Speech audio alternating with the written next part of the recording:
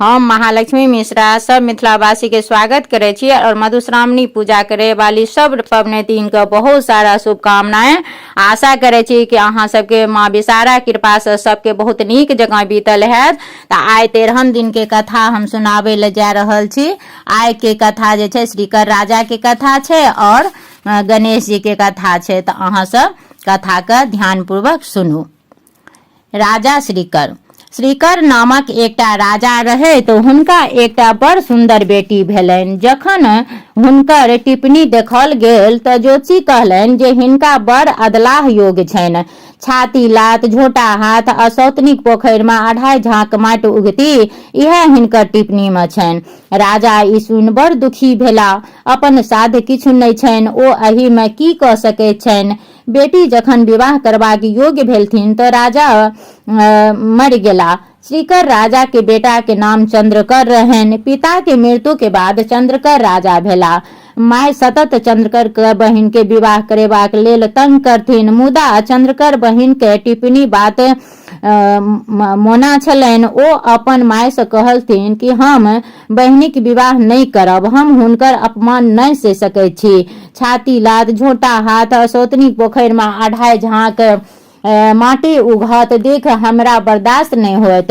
हम एकर निराकरण सोच रहल छी जे नहीं कियो हुनका देखतनि आ न ककरो से विवाह हेतनि आ न कियो छाती में लात मारथिन आ न कियो झोटा हाथ लगौथिन आ न सौतनी पोखरि के माट उघ पड़तनि। राजा चंद्रकर एक निर्जन वन में माटी में एक बड़ पैघ सन खुले अति धरती के अंदर में सोन खुनेलनि आ ओही में रहबाक योग्य एकटा सुंदर सनक उनका घर बना देलकनि। एक इनार से हो बना देलकनि आ एक चेरिया के संग बहिन के ओही सोन में वास करे के लेल दऽ देलकनि। ऊपर से सोन के मुन के बंद कर देलकनि।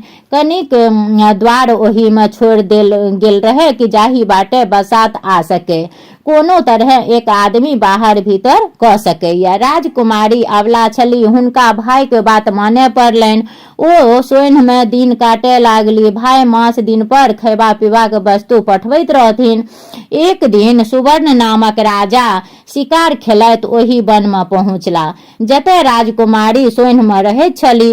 राजा के प्यास लागि गेलनि। ओ पानी तकैत छला। अचानक हुनका चुट्टी सब पर नजर गेलनि। चुट्टी सब के एक धारी से जाइत छल। जखन राजा ओकरा देखलनि तो देखैत छै जे चुट्टी के मुंह में साग और भात छैक। राजा के विश्वास भेलनि जे एही लग में पास में कियो मनुष्य रहैत अछि जे ई चुट्टी धारी के अंत तक गेला पर ओकर पता लागत। ओ देखे छै जे एक झाड़ी में गीदड़ और शाही के बिल सन सोइन छनि, ओही सँ चुट्टी के धारी बहरेले हैं। राजा सोइन में पैस गेला। भीतर बात देखैत छ जे एकटा बढ़िया आंगन आर एक इनार छै।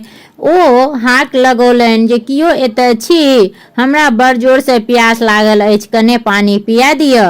हाक सुनि राजकुमारी एक पात्र में शीतल जल अपन चेरिया के हाथे पठा देलनि। राजा जल पीलनि किंतु प्यास लगले रहलनि। ओ पुनः पानी मांग पीलनि। ओतय हुनका चेरिया से ज्ञात भेलनि जे एक सुन्नर राजकुमारी एही सोइन में रहैत छै आ ओ कुमारिये छथि। ओही रात राजा ओतय रहि गेला आ राजकुमारक सुंदरता देख राजकुमारी मोहित भ गेली। ओ राजकुमार सँ विवाह के लेल ओ सुख विलास करैत किछु दिन ओतय बितौलनि। राजा अपन राजधानी घुरबाक विचार करे लगला। राजकुमारी कहलखिन जे जाइत छी तऽ जाउ, मुदा ई बात मोन राखब जे साउन सुदी तृतीया के मधुश्रावणी पावनि होइत अछि। ओही दिन नवविवाहिता कन्या पावनि करैत अछि। ओही दिन कन्या सब सासुरक वस्त्र पहिरैत अछि और सासुरी के अन्न खाइत अछि। तें मोन पारि कऽ ककरो द्वारा से सब पठा देव। राजा अपन राजधानी घुरि अयला, कारीगर के बजौलनि और एक खूब सुंदर चुनरी बुनबा के देवे के लेल आज्ञा देलनि। ई बात जेठकी रानी बुझि गेली। रानी सोचल जे राजा फेर कतौ दोसर विवाह केने छथि की, तें जोलहा के चुनरी बुनय के देबाक लेल कहने छनि। एतेक दिन जे राजा निपता छला तकर यह कारण थिक। रानी चुपचाप जोल्हा के बजल और कहल, तो वही चुनरी में छाती लात आ झोंटा हाथ लिख दही और ओकरा तेना के चौपे दिए जे बुझौक ने, राजा के एकर खबर नहीं होइन। यदि तो हमर कहला अनुसार कह देबे तो तोरा डाला भरी सोना इनाम में देबो। जोल्हा आमदनी देख रानी के बात मान गेलन। पूर्व समय में राजा लोकनि चिड़ै चुनमुन पोसैत छलाह, ओकरा सबके प्रशिक्षित कए गुप्त राजकाज लैत छलाह। राजा सुवर्ण सेहो एकटा कौआ पोसने छलनि। राजा चुंडी एकटा बाँसक चोंगा में द ओकर मुंह बंद कऽ देलनि और मधुश्रावणी सँ एक दिन पूर्व कौआ के देलथिन आ नव कन्या के पता बुझा कऽ आदेश देलनि। कौआ चलाक रहितो छल, तें कौए के ई देल गेल। बाट में एकटा कुम्हारक ओतऽ भोज रहै, ओतऽ ओ चोंगा राखि ऐंठ कूट खाए लागल। कौआ तऽ कौआ जात के ओ राखि कऽ अपना खाए लागल। खाइत खाइत ओकरा चोंगा ओतै बिसरि गेलै। मधुश्रावणी दिन राजकुमारी के सासुर से कोनो वस्तु नहीं एलनि। ओ तमसा क उजरा फूल और उजरा चानन से गौरी के पूजा केलनि और कल जोड़ी बर मांगल जे जहिया हमरा राजा सँ भेंट हो तो हम बौक भ जाय। राजकुमारी भाई चंद्रकर के जखन पता लागल जे हुनकर बहिन विवाह क लेलकनि तो ओ तमसा क खर्चा पठाना बंद क देलनि।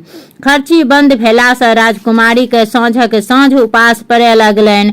चेरिया के राजकुमारी कष्ट नहीं देखल जाय तो लग पास में एकटा पोखरि खुनाइत छलैक, ओही में माटी उघै के काज करे लागल। साँझ में बनी आनी दुनू गोटे उपास तोड़े ई काज चेरिया नित दिन करे लागल। ओही बनी से दुनू गोटा के गुजर नहीं जाइन। राजकुमारी सेहो फाटल पुरान पहिर चेरिया के संग बनी करे लागल। ओते हुनका पता लागलनि जे ई पोखरि हुनकर सौतनी खुना रहल छनि। ई बुझतहि हुनका टिप्पणी के बात मन पड़लनि। ओ सोचलनि जे लिखबा के कोनो नहीं मेट सकैए, जे विधाता लिख देने छथि ओकरा कियो मेटनिहार नहीं छै तो ओ मीट नहीं सकैए। जखन ओ पथिया में माट उठलन और भारी लागल तो बाजि उठली, सिरकर सिरी चढ़ाओल चंद्रकल देल बनवास, राजा सुवर्ण बनहि बियाहल लिखला नहीं प्रकार। जन सब ई सुनि अचक्का भ गेल। राजकुमारी दोसर पथिया माट उठाओल और वह फेकरा बजली तो वन में राजा सुवर्णक विवाहक बात सुन सबके आश्चर्य लगलनि। संयोग से राजा सेहो ओहि दिन पोखरिक काज देखबा के हेतु आयल छलाह। ओहो ई फकरा सुनलनि। फकरा सुनि हुनका सब बात मन पड़ि गेलनि। कोना ओ प्यासे व्याकुल राजकुमारी ओतय गेला, केहन ओतय हुनका सत्कार भेलनि, फिर विवाहो केलनि।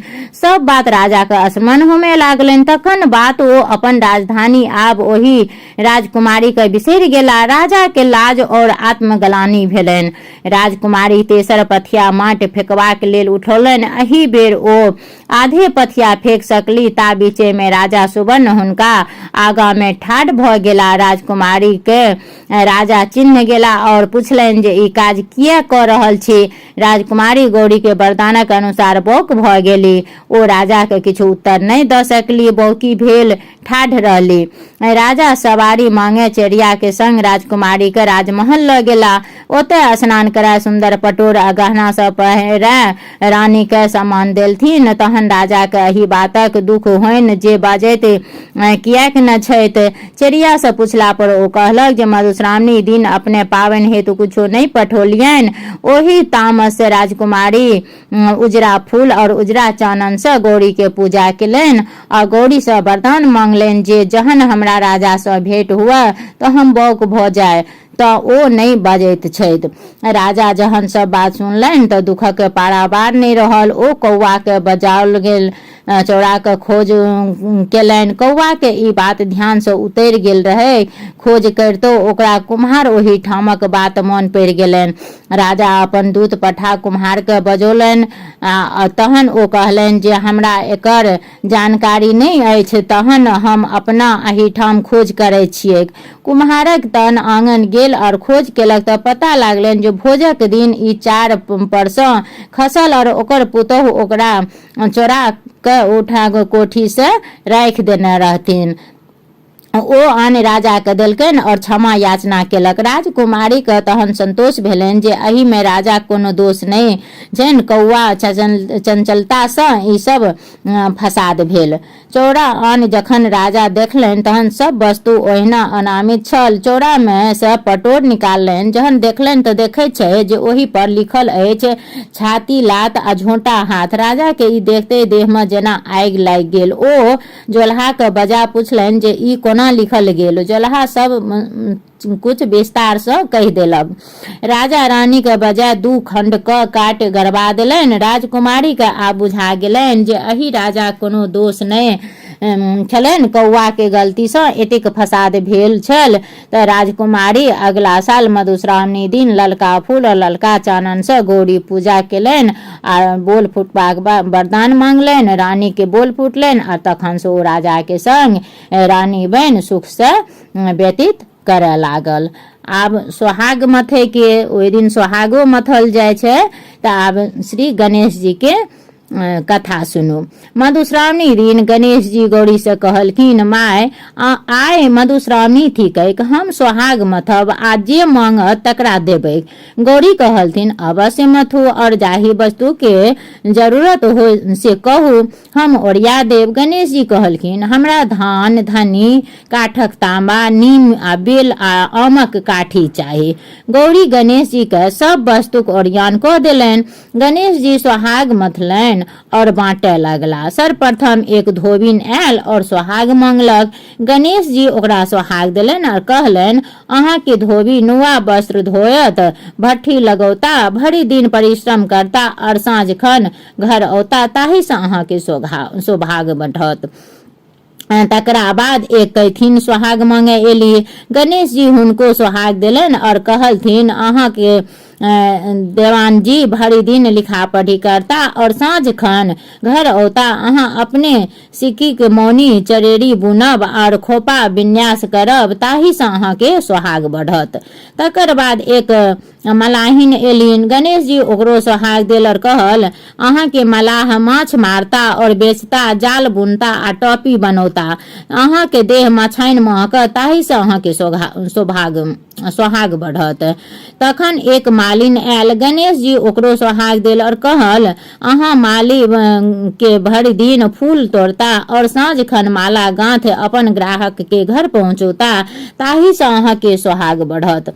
तकर बाद एक गुआरिन एलन। गणेश जी ओकरो सोहाग बांटल आ कहल, अहाँ के गुआर भरि दिन गाय भैंस चरौता और साँझ भोर दूध दूता, अहाँ दही पौरब, घी मथब आ दूध दही बेचब, अहाँ के देह फोकरैन महकत, ताहि से अहाँ के सोहाग बढ़त। तखन बनियान सेहो सोहाग मांगे एली। गणेश जी हुनको सोहाग देल और कहलथिन, अहाँ के बनिया तराजू बटखारा धोता और भरि दिन सौदा बेचता, अहाँ हुनका मथते करब और अन्न सबके फटक के बना के रखबनि, ताहि से अहाँ के सोहाग बढ़त। सबसे पाछू ब्राह्मणी एली। ओहो गणेश जी से सोहाग मांगल। गणेश जी हुनको सोहाग देलनि आ कहलनि जे अहाँ के ब्राह्मण पूजा पाठ करता और वेद पुराण पढ़ता, अपनो पढ़ता और विद्यार्थी लोकनि के पढ़ौता, अहाँ जनेऊ काटब आ घर आंगन पवित्र राखब आ पवित्रता से भानस भात करब, ताहि से अहाँ के सोहाग बढ़त। एहि प्रकारे आनो अनारे जातिक सदबा सब अयली आ गणेश जी सबके सोहाग बाँटल आ अपन अपन धर्म और जाति के अनुसार उपदेश देलनि। सब कियो प्रसन्न भ जाइत गेली। तऽ आइ जे छै से पूरा कथा समाप्त भ गेल। तऽ सबके बहुत बहुत शुभकामनाएं और फेर मिलै छी नेक्स्ट वीडियो में।